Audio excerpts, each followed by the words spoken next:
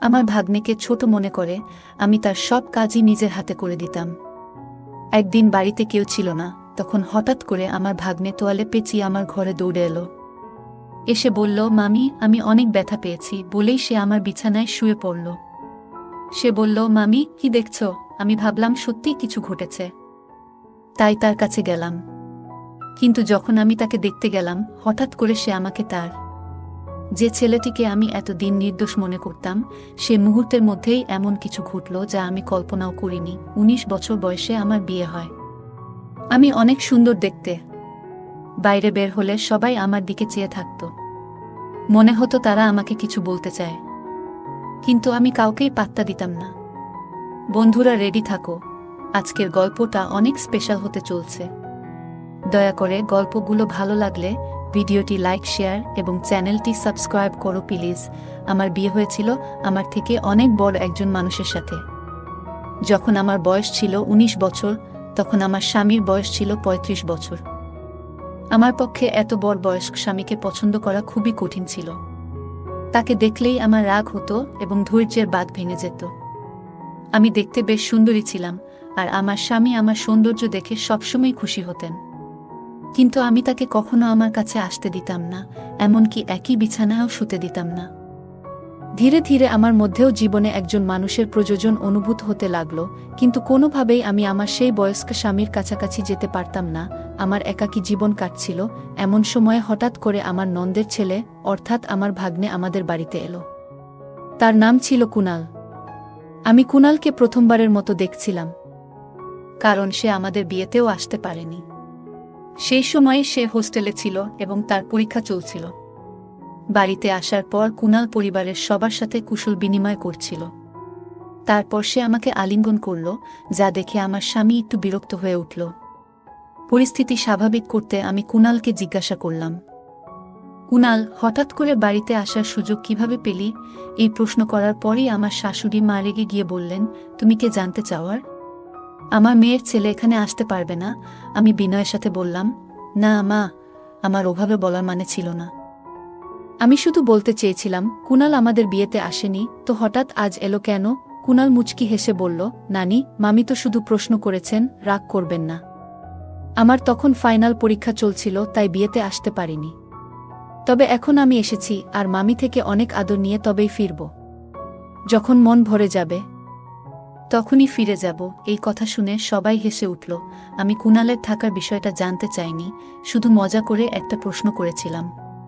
কিন্তু শাশুড়ি মা রেগে গেলেন, তাই আর কিছু বলার সাহস পেলাম না। কিছুক্ষণ পর কুনাল ফ্রেশ হয়ে এলে শাশুড়ি মা আমাকে তার জন্য নাস্তা আনতে বললেন। নাস্তা নিয়ে যাচ্ছিলাম, হঠাৎ পা পিছলে প্লেট কুনালের উপর পড়ে গেল। নাস্তা তার পোশাকে পড়ায় শাশুড়ি মা চিৎকার করে বললেন, তাড়াতাড়ি তার পোশাক পরিষ্কার করো। তখন স্বামী বাড়িতে ছিলেন না, আমার স্বামী তখন বাজারের কাজে বাইরে গিয়েছিলেন। শাশুড়ি মায়ের বকুনি শুনে আমি ঘাবড়ে গিয়ে রান্নাঘর থেকে একটি কাপড় আনতে গেলাম। কাপড় পরিষ্কার করার আগে আবার জিজ্ঞাসা করলাম, মা, সত্যিই কি আমাকে কুনালের জামা পরিষ্কার করতে হবে? উত্তরে শাশুড়ি মা রেগে বললেন, আর কে করবে? ভুলটা তুমি করেছ, তাই তোমাকেই ঠিক করতে হবে। পুরো ব্যাপারটায় কুনাল চুপ ছিল, নিজের জামা পরিষ্কার করার চেষ্টা করেনি। জামা পরিষ্কার করতে গিয়ে আমি একটু অস্বস্তি বোধ করছিলাম। কুনাল নিজেই পরিষ্কার করতে পারত, কিন্তু সে দাঁড়িয়ে আমাকে কাজটা করতে বলল। আমার সংকোচ হচ্ছিল, আর সে মিষ্টি চোখে তাকিয়ে বলল, মামি, এখানে এভাবে পরিষ্কার করুন। ধীরে ধীরে নির্দেশনা দিল কিভাবে করতে হবে। ঠিক তখনই আমার স্বামী ফিরে এলেন এবং আমাকে এই কাজ করতে দেখে রেগে বললেন, তুমি এটা কেন করছো? তখন আমি তাকে সব খুলে বললাম, আমি ইচ্ছা করে এটা করছি না, শাশুড়ি মায়ের নির্দেশেই করছি। আমার স্বামীর নাম রাজু। তিনি শাশুড়ি মায়ের দিকে তাকিয়ে বললেন, মা, কুনাল এখন নিজেই, সে আর ছোট্টি নেই যে আমার স্ত্রীর সাথে এভাবে কাজ করানো হবে। যা হয়েছে তা ছিল একটা দুর্ঘটনা। ভবিষ্যতে এমন কোনো কাজ করার চেষ্টা করো না যা একজন পুরুষের কাজ। এই বলে রাজু আমার হাত থেকে কাপড়টা সরিয়ে নিয়ে চলে গেলেন। তিনি যে বাজারের জিনিসপত্র নিয়ে এসেছিলেন তা পাশে রেখেই বেরিয়ে গেলেন। এরপর আমি সেই জিনিসপত্র নিয়ে রান্নাঘরে চলে গেলাম। কুনাল ও আমার পিছু পিছু এলো। নল থেকে হাত ধোয়ার সময় সে আস্তে আস্তে কিছু বলছিল, যেন তার মনের মধ্যে কিছু ভারী কষ্ট জমে আছে। আমি শুনলাম সে বলছিল, এখান থেকে চলে যাব, আমি অবাক হয়ে বললাম, কুনাল, তুমি তো মাত্র কয়েক ঘন্টা আগে এখানে এসেছ। এত তাড়াতাড়ি চলে যাওয়ার কথা ভাবছ কেন? তখন কুনাল বলল, আমি তো বাইরের মানুষ, তাই হয়তো এখানে থাকার কোনো মানেই নেই। মামিও আমাকে হয়তো বাইরের লোক মনে করেন। মায়ের স্নেহ পেতে এসেছিলাম, কিন্তু হয়তো আমার ভাগ্যে তা নেই। এই কথা বলে সে চলে যেতে চাইল। আমি তখন হঠাৎ করেই তার হাত ধরে ফেললাম। হাতটা একটু জোরে টেনে ফেলায় সে আমার একেবারে কাছে চলে এলো। তখন আমি দ্রুত তাকে সরিয়ে দিয়ে বললাম, দুঃখিত, আমি ভুল করে ফেলেছি কুনাল, আমি ভুল করে তোমাকে টেনে এনেছিলাম। বলার পর আমি তাকে বোঝানোর চেষ্টা করলাম, কুনাল, রাজুর কথাগুলোকে মন থেকে নিও না। আসলে আমি আমার স্বামীকে তেমন গুরুত্ব দিই না। সে শুধুমাত্র সম্পত্তির জন্য আমার পেছনে ঘুরে বেড়ায়। তোমার পোশাকে কিছু পড়লেও আমি পরিষ্কার করতাম, যেমনটা তোমার জামাকাপড় পরিষ্কার করেছি। যদি সত্যিই আমার কাছ থেকে আদর স্নেহ পেতে চাও, তবে এখানেই থাকো। না হলে রাজুর কথাগুলো মনে রেখে চলে যেতে পারো। এরপর বললাম, দেখো এখন কি করবে? আমার কথা শুনে কুনাল বলল, মামি, সত্যি বলতে আপনার কথাগুলো শুনে আমার সব রাগ গলে গেল। এখন শুধুমাত্র আপনার জন্যই এখানে থাকব। আপনি যদি বলেন তবে এখন থেকে আমি আপনারই। বলেই সে আমাকে আলিঙ্গন করল। কুনালের এমন ছোট ছোট কথাগুলো আমার মনে প্রভাব ফেলছিল। চোখের পলকেই 5 দিন কেটে গেল। এই কদিনে কুনাল বাড়ির একজন সদস্য হয়ে উঠেছিল। প্রতিদিন সকালে আমার স্বামী তাকে দোকানে নিয়ে যেতেন। রাজুর একটি ছোট দোকান ছিল, আর কুনালকে একঘেয়েমি থেকে বাঁচাতে তাকে সঙ্গ নিতেন। কুনাল আসার পর বাড়ির কাজের চাপ বেড়ে গেল। শাশুড়ি মা সারাদিন মন্দিরে থাকায় বাড়ির কাজে সহায়তা করতেন না, আর স্বামীর আয়ও ছিল কম, তাই কাজের লোক রাখা সম্ভব ছিল না। একদিন আমি রাজুকে বললাম, রাজু, এত কাজ আর পারছি না। বাড়িতে এখন আরও একজন সদস্য, কিন্তু শাশুড়ি মা কোনো সাহায্য করছেন না। আমাদের কথোপকথন শাশুড়ি মা শুনে ফেললেন।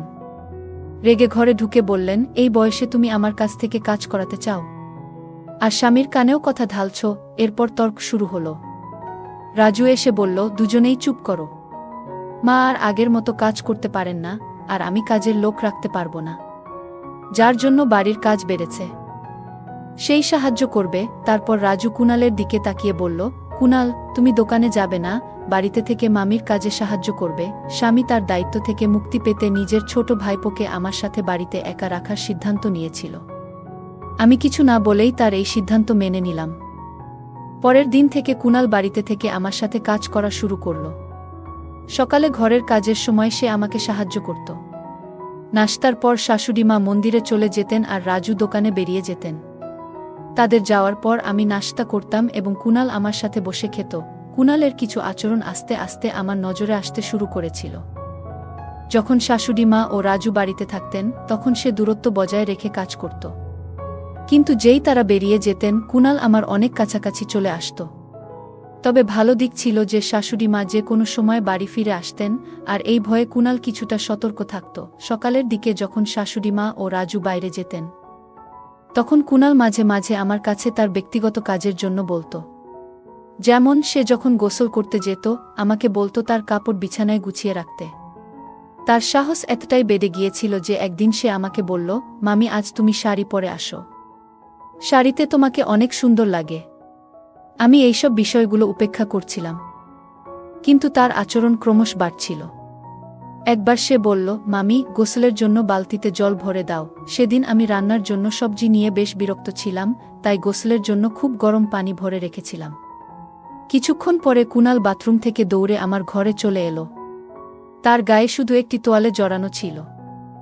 সে ঘরে ঢুকে বলল, মামি, আমাকে পুড়ে যাওয়া মলম লাগিয়ে দেও, খুব গরম লেগে গেছে। আমি তখন বুঝতে পারলাম আমি রাগের মাথায় অত্যধিক গরম পানি দিয়েছিলাম, আর সে হয়তো পানি পরীক্ষা না করেই গোসল শুরু করেছিল।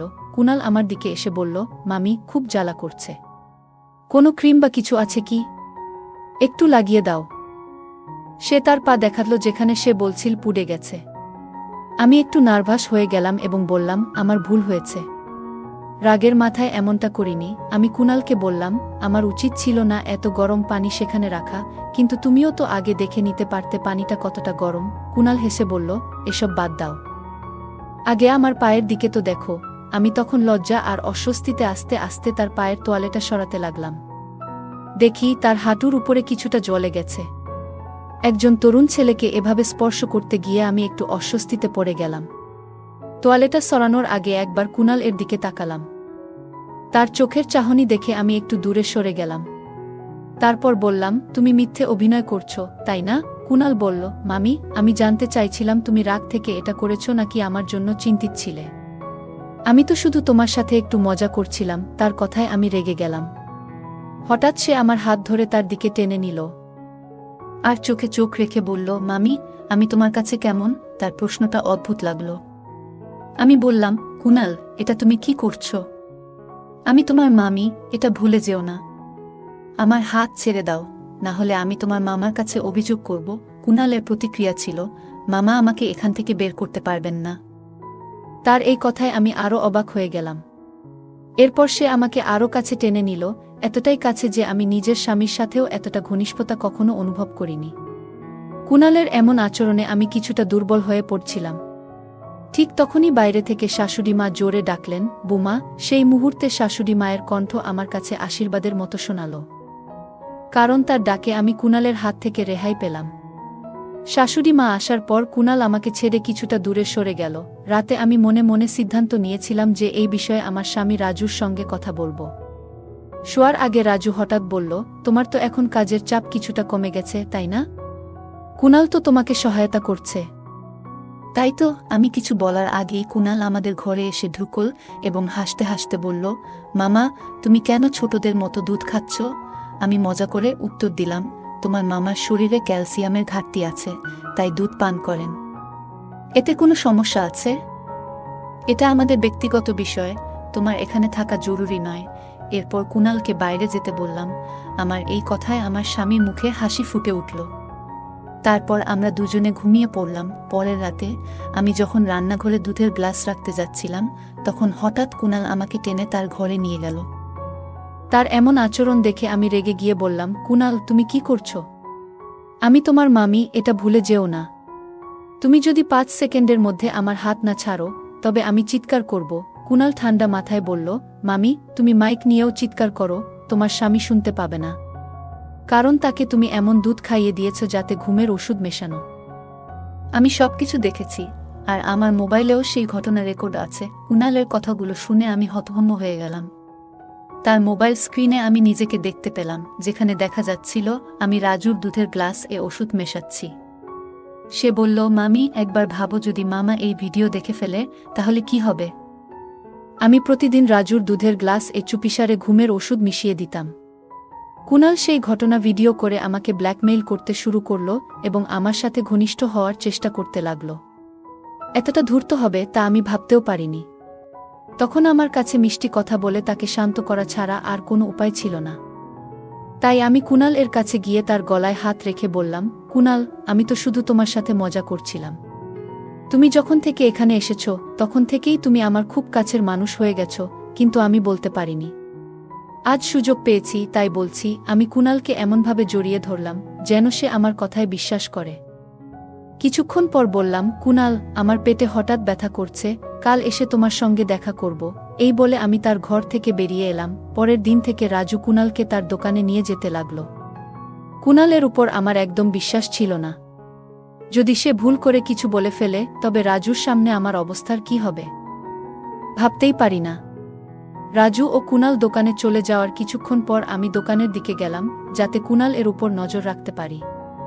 দোকানে ঢুকে দেখলাম সেখানে কেউ নেই। হঠাৎ সেখানে একটা গোপন ঘর দেখতে পেলাম, যা আমি আগে কখনো দেখিনি। আমি ভিতরে যেতে পারলাম না, কিন্তু সেখানে কারো কথা শোনা যাচ্ছিল। দরজার বাইরে কান পেতে শুনতে লাগলাম।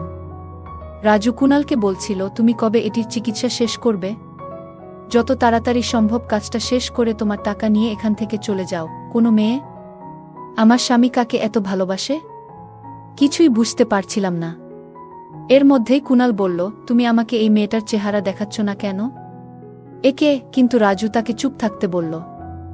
আমার সন্দেহ ছিল না যে কুনাল আমার সম্পর্কে কিছু বলেনি। হঠাৎ তাদের বেরিয়ে আসার শব্দ শুনে আমি দ্রুত দোকান থেকে বেরিয়ে বাসায় ফিরে এলাম। তারপর ঠিক করলাম, আজ রাতে রাজুকে ঘুমের ওষুধ না দিয়ে কুনাল এর ঘরে যাব এবং কুনাল এর বিরুদ্ধে মিথ্যে অভিযোগ তুলে রাজুর সামনে তাকে একেবারে ফাঁসিয়ে দেব, যাতে সে কুনালকে চিরদিনের জন্য বাড়ি থেকে বের করে দেয়। সন্ধ্যায় যখন রাজু বাড়ি ফিরল, আমি তাকে শাশুড়ির ঘরে যেতে দেখলাম। তার মুখে চিন্তার ছাপ ছিল। সে ঘরে ঢোকার পর আমি দরজার পাশে কান পেতে দাঁড়ালাম। রাজু শাশুড়িকে বলছিল, মা তুমি সারাদিন এত ফোন কেন করছিলে? এমন কি ঘটেছে? শাশুড়ি বললেন, এটা ভূমিকম্পের মতোই বড় একটা ঘটনা।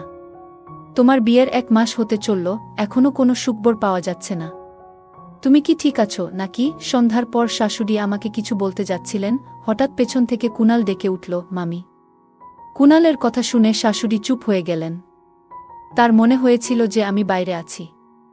আমি তার কথার প্রতিক্রিয়া না দেখিয়ে সরাসরি রান্নাঘরের দিকে চলে গেলাম। রাতে পরিকল্পনা মতো যখন রাজু ঘুমিয়ে পড়ল, আমি কুনালের ঘরের দিকে গেলাম। কাছে গিয়ে তাকে আলিঙ্গন করলাম এবং বললাম, কুনাল, আমি আমার প্রতিশ্রুতি রেখেছি, এখন আমি শুধুই তোমার।